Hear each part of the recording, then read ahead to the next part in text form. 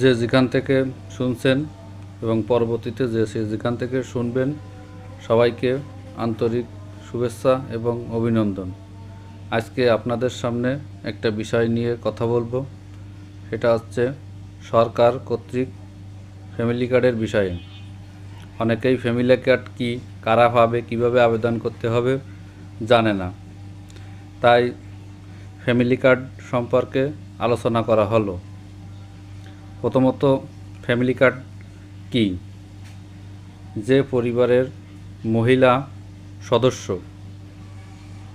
মহিলা প্রধান এবং তাদের পরিবারের লোকসংখ্যা 5 থেকে 6 জন, তাদেরকে প্রথমে অগ্রাধিকার ভিত্তিতে ফ্যামিলি কার্ড প্রদান করা হবে।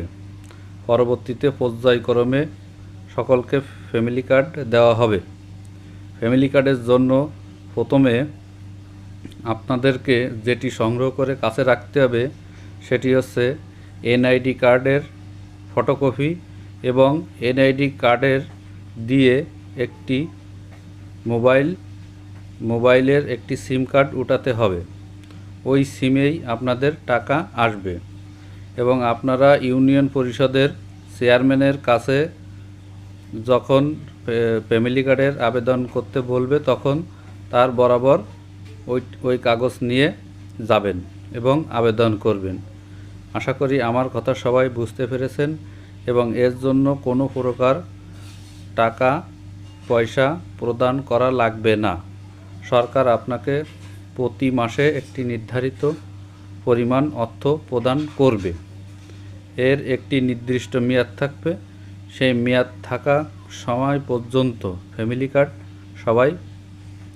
ফ্যামিলি কার্ডের সুবিধা সবাই ভোগ করতে পারবেন।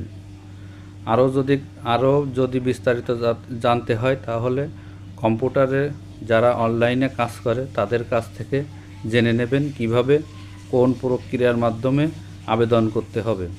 আশা করি আমার এই ভিডিওটি আপনাদের ভালো লাগবে এবং আপনারা সবাই উপকৃত হবে। ধন্যবাদ সবাইকে।